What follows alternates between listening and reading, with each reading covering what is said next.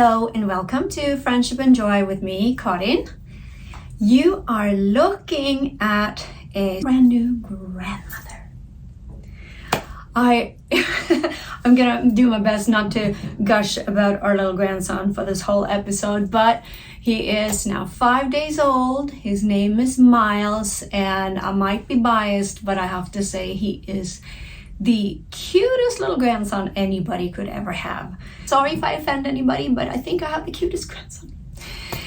He has so many people around him already. He has all of us grandparents, aunts and uncles, and so many people who already love him. So this little family is off to a really good start in life. Today, when it comes to knitting, I wanted to show off the latest project that I finished. Well, not the latest, but one of the latest things. And it's this little sweater. I'm gonna stand up to give you a better look. And it is called the Art Nouveau Sweater. And the design is by Elenor Mortensen. And I really like the way this little summer tee worked out. I'm gonna come up close so you can see the pattern. And I really like the design of the stranded knitting in this top. Now, the top has a sort of washed out look to it, but my coloring, in my opinion, is too light. I liked it. I didn't want too much of a contrast when I knitted this, when I picked the yarn, but this is almost too hard to see the design. Up close you can see it, but far back like this it blends in a little bit too much. However, when I picked the yarn, like I said, I wanted a softer look, and I bought other yarns that what I ended up using. This is a yarn I've used in the past, and it is from Knitting Loft. The Knitting Loft is a yarn store here in Toronto, and they have, I think, their own brand, and I have talked about this yarn in the past. Unfortunately, I didn't save any of the sleeves now, but it is their merino sock yarn collection, and it's very soft, so it's like really, really lovely yarn. And I bought these different colors. So this is the base for this sweater, and then I bought these two colors originally to use in the colored part. However, they didn't show up at all. It is very tricky sometimes because you hold them up like this and you think, yeah, they're different enough, that should show, but it didn't. And I learned a little trick on how to figuring this out, and that is to take a picture of your three yarns together. And then if you can change the setting on your phone to completely just black and white, and if you can see any differences in the yarn, it works. If there's no difference in the yarn, it's not gonna show. So after the fact, I tried this, and sure enough, there was no difference in these two yarns. I had another, this is the yarn that I had left over from the Nomad tee that I had made. I believe that was also a Knitting Loft yarn, and this pink yarn was a Ruby and Roses yarn that I had laying around, and I took a picture and it showed a little bit more variation than the other, so I figured, okay, I'm just gonna give it a shot.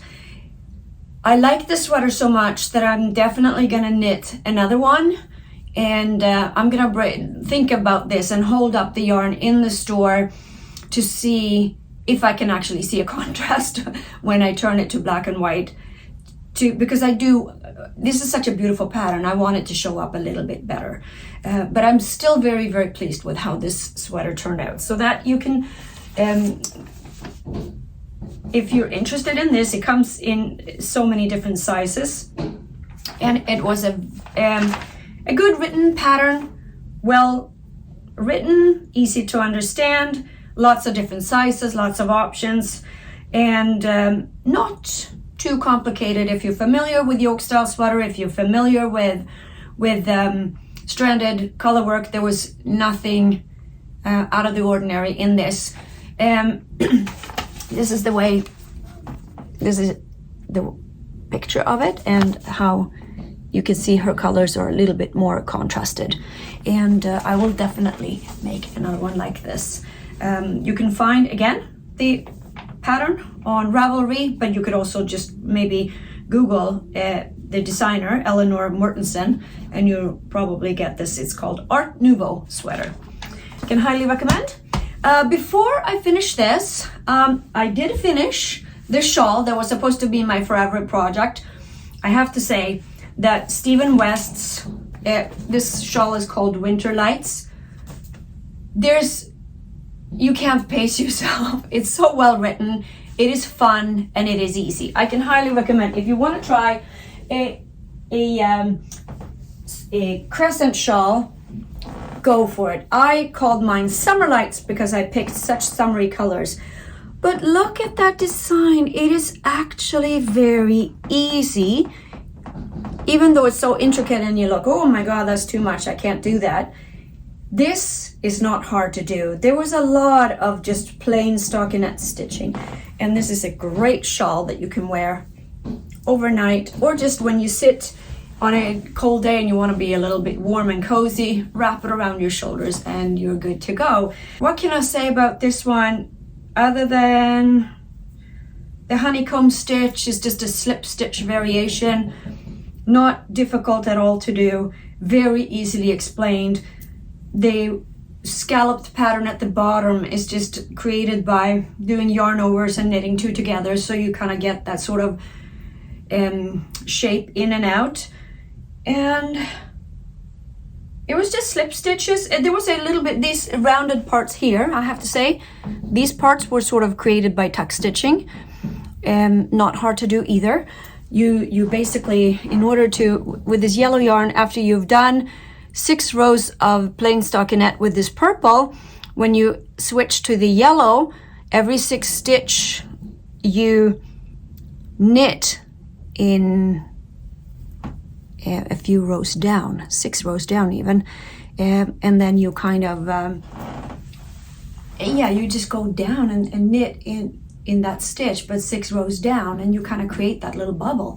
Easy, not hard to do, can highly recommend. So yeah, so much for this being my forever project, because it was too much fun. I couldn't help myself, I just kept going. So that became actually a fairly quick and easy and fun project to make. Can highly recommend that. Oh my God, poor little Henrietta. What are you doing laying upside down? Of course I had to make another one. I couldn't help myself. I had leftover yarn. And what else did I make? I think that was pretty much it. No, I did one more little thing. I made a pot holder out of crocheting the one middle part of that baby blanket square. I just had some other cotton yarn. I turned it into a little pot holder. I should probably make the pair for this, like the second one, but sometimes I get bored and I need to move on, and that is pretty much what I'm going to do now. I'm gonna move on. I'm already itching to actually cast on for another one of these, because I would like to get a color that shows up a little bit better. Even though I still like that sort of washed out look, I need a little bit more contrast, so I'm definitely not done. I'll probably make another one of these because I like the way it turned out. And yeah, I didn't do any changes to it, no adjustments. It turned out absolutely perfect. I would also say that it has sizing. It has that little bit of positive ease that you're looking for. So I got it, I knitted size 4, I believe, in this one. Yeah, I knitted the size 4. I don't know. Yeah, they go from 1 to 9. So I knitted size 4, which I would say would be a medium. And it turned out quite exactly like I expected. Sometimes you knit a size medium and it turns out huge. Or you knit a size large and it's too small. And even though you meet gauge when you do a swatch, if you do swatch or whatever. So not necessarily, I usually just start knitting, and then after I start a little bit, I measure, and I'm like, yeah, I'm within range. And so grading is difficult sometimes.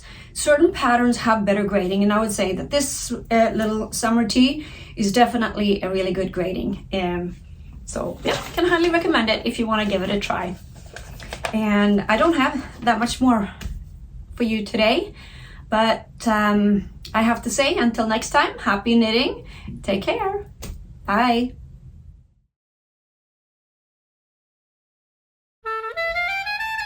The whole family is just so overjoyed and thrilled. And there's a man